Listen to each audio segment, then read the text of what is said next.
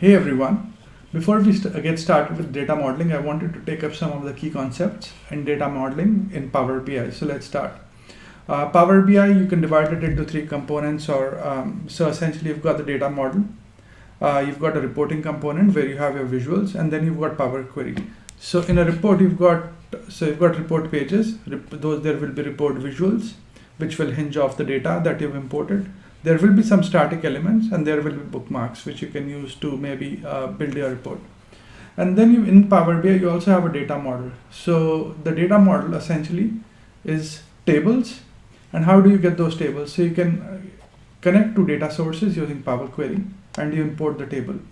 A table is a tabular structure, so it will have columns. And you can join columns in two tables, and that gives you a data model. So let's say you join more than one table. And you can build relationships, as you can see here. I'm trying to depict it.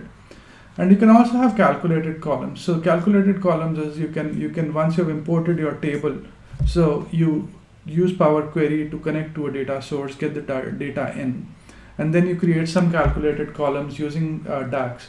Now, using DAGs, you can create calculated columns and measures.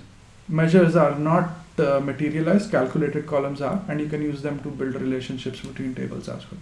So calculated column will sit inside a table, and you can use it to define joins. And then further on, so let's just break it up further. In your data model, you can define hierarchy structure. So hierarchy structure is you can define multiple levels. So let's say you build a calendar dimension. So you've got year, month, so that year, quarter, month. So you could build a hierarchy. That's not a great example because you can define a table as a date table and it automatically takes care of this. But let's say you've got a product category, product subcategory, and then the product description. So you could create a hierarchy in your data model that sits in your data model that you could use for analytics. You can also create calculated tables using DAX. So all of this sits in your data model. So you can see here that the report hinges off the data model, but this is all the components in a data model. So you have tables, you have columns. You use Power Query to get the tables. A table will have columns. There could be calculated columns. There could be hierarchies. You define relationships between tables, and a hierarchy is, let's say, so in a table has multiple columns, and you define levels. So like we took the example, a product category, subcategory, and then the next level is product description. So all of this sits inside the data model. Now you can also define roles. So let's say two people, they log into the report, but you want them to see different data.